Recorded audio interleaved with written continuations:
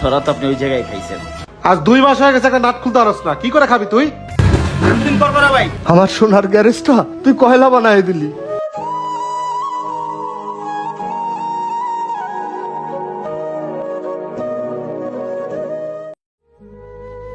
হ্যাঁ সাজ্জাদ, 10 নম্বর ডালটা নিয়ে আয় তো। এই শামিম, জি ভাই। গাড়িটা তাড়াতাড়ি করে রেডি করো, আজকে ডেলিভারি দিতে হবে। আচ্ছা ঠিক আছে ভাই। কত বড় গ্যারেজ, যদি এখানে একটা কাম পাইতাম। হে সাজ্জাদ, ওই ভিক্ষুক আছে, 10টা টাকা দিয়ে দে। ভাই আমি ভিক্ষুক না, আমার একটা কাম দেবেন ভাই। এদিকে আসো। কি হয়েছে? যে আসসালামু আলাইকুম মহাজন। ওয়ালাইকুম আসসালাম। যে আমি গ্রাম থেকে আইছি তো, একটা কাম দেবেন। কি যে বলবো, দেখো আমার গ্যারেজে পোলাপান লাগে, তাতে 4-5 হাজার টাকা বেতন দিলেই ওদের পোষায় যায়। তো তোমার তো দেখে মনে হয় তোমার পোলাপান আছে, ফ্যামিলি আছে, এই 4-5 হাজার টাকা বেতনে তোমার পোষাবে না, তুমি অন্য কোথায় দেখো। মহাজন, আমি 2 সপ্তাহ ধরে কাম খুঁজতেছি, আজকে 2 দিন ধরে না খাই রয়েছি, বাড়িতে বউ বাচ্চাগুলো না খাই রয়েছে। একটা কাম দেন না, আপনি যে কামই দেবেন আমি ওই কামই করবো, একটু দয়া করেন মহাজন। বস চিনেন না জানেন না, কোথায় আইছে, ওর নরম কথায় ভুলেন না। এই এই তুই যা, অন্য জায়গায় কাজ দেখ যা। এই শোনো শোনো, তোমার কথাগুলো শুনে আমার খুব খারাপ লাগছে।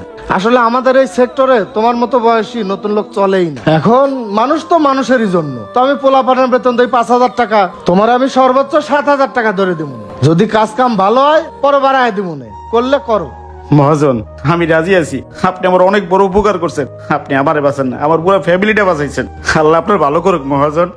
এই শামিম, জি। অফিসকে কাজ কাম বোঝায় দাও। আচ্ছা এদিকে আসো, বসো, রাতটা খুলো, এটাতে খুলো। ঠিক আছে ওস্তাদ।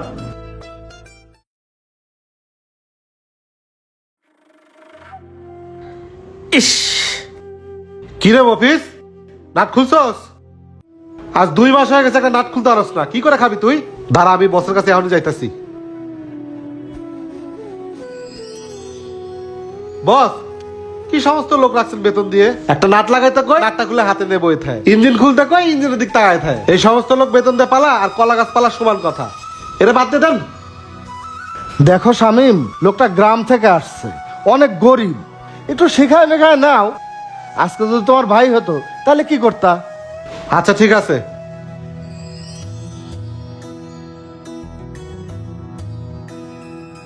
হ্যাঁ সর, দাঁড়িয়ে।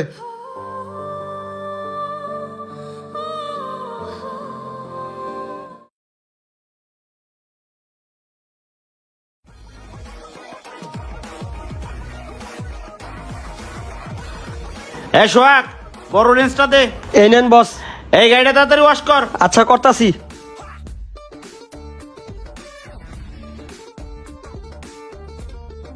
মফিজ ভাই, গাড়ির কাজ কত দূর? এই তো গাড়ি রেডি হয়ে গেছে ভাই, এই যে দেখছেন ভাই, ইঞ্জিন কর করা ভাই।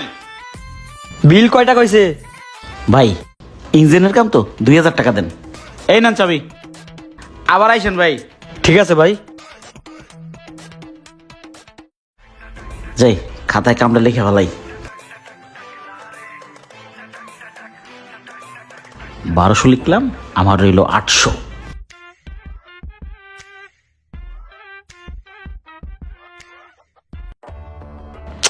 এ মাসেও গ্যারেজ ভাড়া দিয়ে এলাম নিজের পকেটের টাকা দিয়া, দেখি তো হিসাবের কি অবস্থা। দোকানের র্যাকও তো খালি। এই শামিম, জি বস। এদিকে আসো তো। হ্যাঁ বস। তোমরা যখন যে মালটা চাইতাছো আমি ওই মালটাই তোমাকে আইনে দিতাছি। আমার গ্যারেজ আল্লাহর রহমতে কামও কম না, তারপরেও আমার লাভটা কই যায়? আজ কয়টা মাস ধরে আমার পকেটের টাকা দিয়ে গ্যারেজ ভাড়া দেওয়া লাগে, এর কারণটা কি? বস আমি যা কাজ করি সব খাতায় লিখে রাখি, আমার মফিজ ভাই যা কাজ করে সব খাতায় লিখে রাখে, এর বাইরে আমি কিছু জানি না তো বস। বুঝছি, আমার ব্যবসায় ইন্দুর ঢুকছে, তুমি যাও আমি দেখতেছি। আচ্ছা ঠিক আছে। ভাই ব্যাটারি পাল্টাই দেন। আমার তো মনেই নেই যে আমার দোকানে সিসি ক্যামেরা আছে, দেখি তো সিসি ক্যামেরাটা চেক করে। তোরা হয়ে গেলাম নাকি? হলুদ গাড়িটায় মফিজ নিল 2,000 টাকা, দেখি তো খাতায় কত লেখছে। কি ব্যাপার, খাতায় লেখছে 1200 টাকা। এই মফিজ, যে মহাজন, এদিকে আসো। ভাই একটু দাঁড়ান। যে মহাজন কোন? তুমি হলুদ গাড়িটায় কাজ করছো, কাজ করে টাকা নিছো 2000, খাতায় 1200 টাকা কেন? বস বাইরে ইঞ্জিনে কাম করে 1500 টাকা, আমি করে 2000 টাকা নিয়েছি। 500 টাকা তো আমার অধিকার, আর 300 টাকা বেশি নিছি। তাহলে এগুলোই করো। তোমার মতো লোক আমার গ্যারেজের দরকার নেই, বেরাও, যাও। আরে দূর হ! আপনি আমার কি চাকরি ছাড়া করবেন? আমি আপনার চাকরি ছেড়ে দিয়ে গেলাম গা। কত বড় সাহস, বেয়াদবের ঘরের বেয়াদব। কি মফিজ ভাই ডাকছো কে? বসেন, কইতাছি। মফিজ ভাই, তোমার এত পরিবর্তন, হাতে দিয়ে আমার আইফোন, কেমনি কি? অত তো করে চাকরি করুন যায়? তোমরা সারা জীবন কামলাই দিবা। মালিকের যে কতবার 2টা হুন্ডা চুরি হলো, কে নিছে? আমি নিছি। প্রতি রাইতে ক্যাশ দিয়ে টাকা চুরি করছি। হ্যাঁ, আজকে লাখ টাকা ক্যাশ বানাই লিছি, বুঝছো? কি কম মফিজ ভাই, তুমি এটা কি করছো? তুমি তো নিজের ঘরে নিজে শীত কাটছো। তুমি তো চুরি করো নাই, তুমি তো ডাকাতি করছো। এর লাগে তো মালিক প্রতি মাসে করে টাকার কোনো হিসাব পায় নাই। আরে হুনো মিয়া, অত মালিক পেলেক করে লাভ নাই। নিজে বাঁচলে বাপের নাম। তাই তো কই, সারা জীবন কামলা দিলে হইব না, মালিক ওর চিন্তা ভাবনা করতে হইব। আমি একটা গ্যারেজ দেবো, ঠিক আছে? তুমি ওইটার হেড মেকানিক থাকবা, তুমি হবা আমার পার্টনার। ওখান থেকে চলে আসো। না না ভাই, মালিকের আমি নুন খাইছি, আমি এত বড় বেমানি করতে পারবো না। হ্যাঁ রে বেটা, এর লিগে বাঙালিকে ভালো বুদ্ধি দিতে হয় না। শোনো, ঠান্ডা মাথায় ভেবে থাও, তুমি হইবে আমার গ্যারেজের পার্টনার। ইনকাম হইব দুজনে 50-50, ঠিক আছে? কাজটা করা কি ঠিক হইব? আরে রাজি হয়ে যাও, আপনি লাও। কালকে ওই গ্যারেজে চলে আইবা, ঠিক আছে? আচ্ছা আচ্ছা যাও, ওই কথা রইলো। হ্যাঁ, ঠিক আছে। যাও।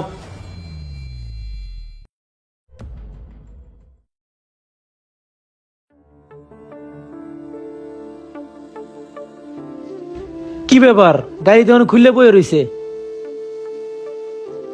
হয় আলমগীর ভাই, আমার গাড়ি খুলে বয়ে রইছেন, আপনার মেকানিক কই? আরে ভাই, হেড মেকানিক্স 2টা ছিল, একটা রাগ করে গেল গা, আর একটা ছিল ওইটাও কিছুদিন পর গেল। কি বলবো, এখন পোলাপানের বেতন দিতেই কষ্ট হচ্ছে। লস দিতে দিতে দেয়ালে পিঠ থেকে গেছে। ভাবতাছি গ্যারেজটা সাইরে দিমু। ও এই কথা, আমার কাছে একটা ভালো পার্টি আছে, ডাক দিমু? যদি নগদ ক্যাশ দেয় তাহলে ডাক দেন। হ্যাঁ আমিনুল। জি ভাই। তুমি না একটা গ্যারেজ কিনবে বলছিলা? হ্যাঁ ভাই।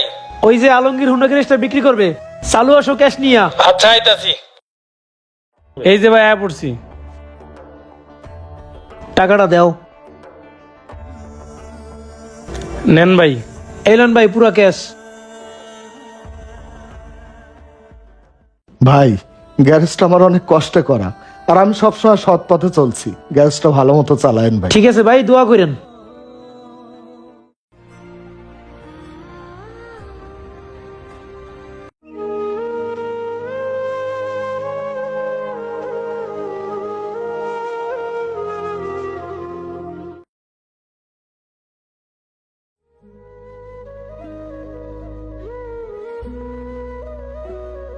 আমার গ্যারেজে আমি অনেক দিন পর আইলাম, গ্যারেজটা অনেক পরিবর্তন হয়ে গেছে। এই আমিনুল, দেখো তো গাড়িটা বারবার স্টার্ট অফ হয়ে যায় কেন? তেল তো ঠিকই আছে। আমিনুল, গাড়িটা দেখ। দেখতেছি ভাই। কিরে মফিজ, তুই এই জায়গায়, এই গ্যারেজে? বস এখানে? এ তো দেখি শামিম। আরে ধরা খাই গেছি রে। কিরে শামিম, তুই এইখানে? কিরে মফিজ, চোরের বাচ্চা চোর, তুই এই গ্যারেজে কেন? তোর চাকরি দিছে কে? আস্তে, গলা নিচে। মফিজ না, মুন্না। মুন্না সাহেব বলেন, এই গ্যারেজটা আমার। আমি তো গ্যারেজ আমিনুলের কাছে বিক্রি করছি। ধরো তো, আপনি এই জায়গায় খেয়েছেন। আমিনুল কিনে নাই, কিনছি আমি আমিনুলের দিয়ে কিনেছি। আমার কথা যদি শুনতেন, আমার কাছে গ্যারেজ আপনি জীবনেও বেচতেন না, বুঝেন নাই?